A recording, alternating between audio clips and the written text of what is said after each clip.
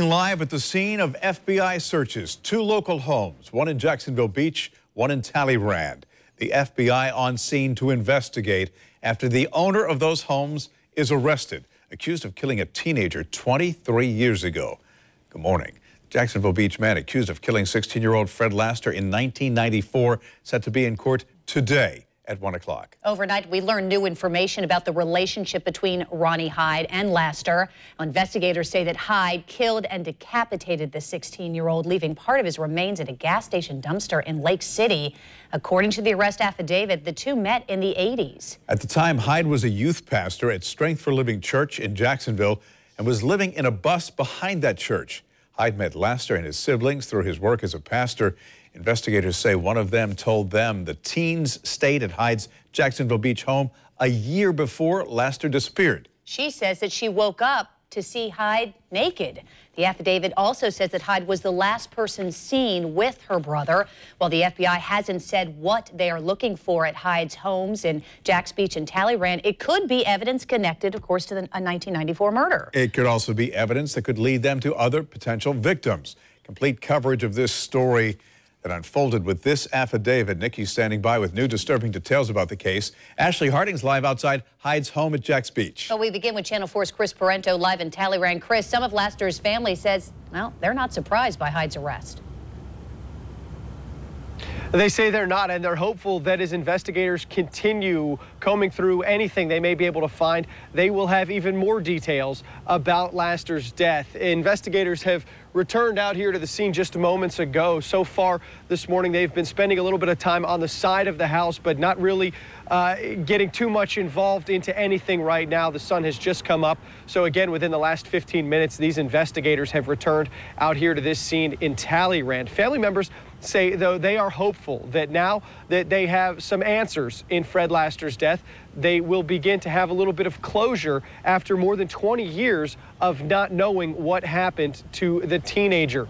Family members say they believed all along that Ronnie Hyde may have been somehow involved in Laster's death. In 1994, Laster's decapitated remains were found near a gas station in Lake City. Laster's cousins say Hyde was a family pastor who grew close to not only Fred, but to other siblings of his. One cousin says her suspicions about Hyde grew stronger after a conversation she had with relatives about a phone call just before Fred Laster's disappearance. They told me that he called at 5 o'clock in the morning and they asked, was you with Ron? And he said, yeah. And he said, they said, do you want me to come and get you? He said, no. And he said, I just called to tell Pumpkin that I love her. It seems like that he preyed on these kids. It was easy bait because my aunt had passed, my uncle wasn't around. He had, remarried or whatever, and Ron preyed on their grandmother. And I think he kind of took advantage or seen an opportunity to manipulate these children through a church event or whatever it was.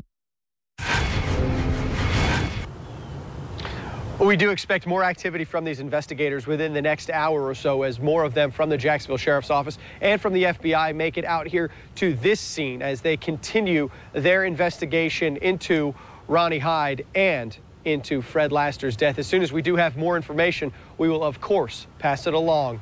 Live in Talleyrand this morning, I'm Chris Parento, Channel 4, the local station.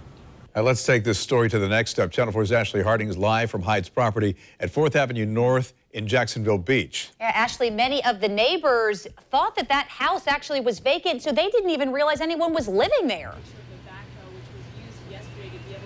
You know, Jen, I talked to 3 neighbors who said that exact thing. They thought that home had been vacant for at least 1, possibly 2 years. It wasn't until we talked to the neighbor next door who said that it was not vacant. You can see why, though, if you take a look. The home is actually behind all those shrubs back there. Looking live once again, you can see a lot more action. A lot has picked up just in the last 10 minutes. A lot more detectives and investigators have arrived on scene. We also see what looks like a piece of machinery, possibly a backhoe that will continue in the digging process. That U-Haul truck has been here since last night. It was on the other side of where we are now. It has since been brought back. That all within the last 5 to 10 minutes. So we do know that this search is getting ready to resume.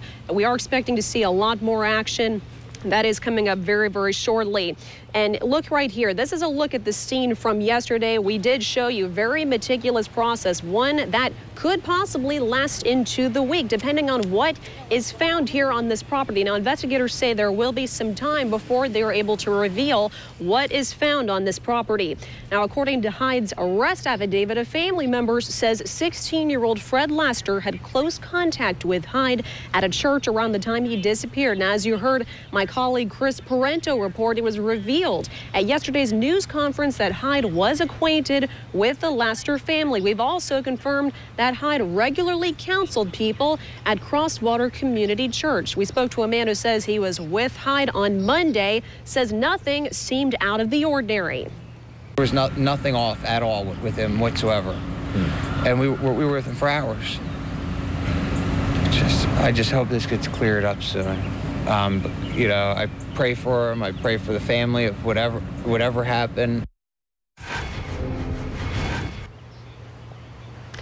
And we are hearing similar sentiments being echoed, lots of shock, lots of concern as to what's happened here. But as you can see, the situation, this is really starting to pick up. We expect the search to be resuming any minute. We are going to stay here. We are going to keep an eye on this. And of course, we will keep you updated with any and new details which may come out from the Federal Bureau of Investigation. We are live in Jacksonville Beach. Ashley Harding, Channel 4, the local station.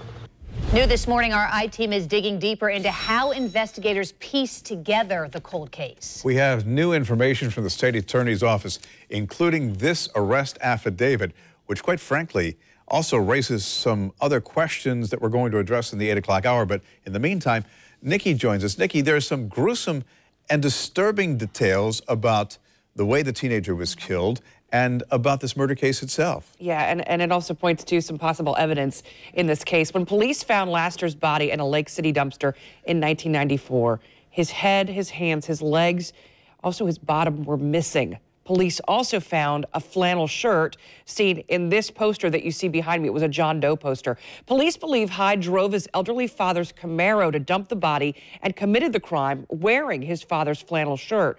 The arrest affidavit also says last year, police took trash from outside of Hyde's Jacksonville Beach home, which had Hyde's DNA on it.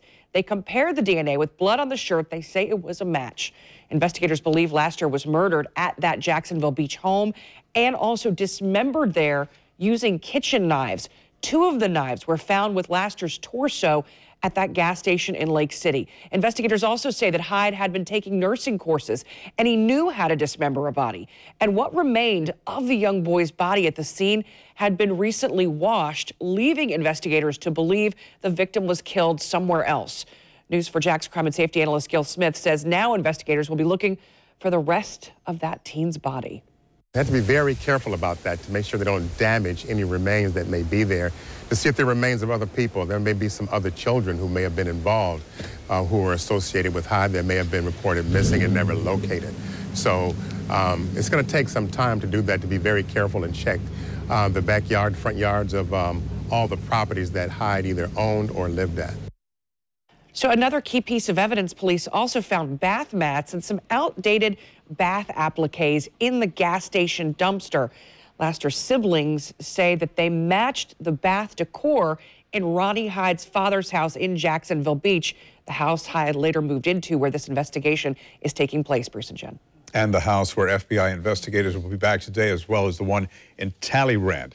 A lot to digest here. So we've got a detailed timeline of how things unfolded on news4jax.com. You'll also find a 1994 archive report along with a link to the arrest affidavit we just showed you and a slideshow of images from the investigation. Just look right there on our homepage. You know, it's pretty interesting. I want to just take you behind the scenes for a second, because as soon as we got word that this was coming down, we looked in our archives and we found the video from when News4Jax cameras were there back when that body was discovered in Lake City. Yeah.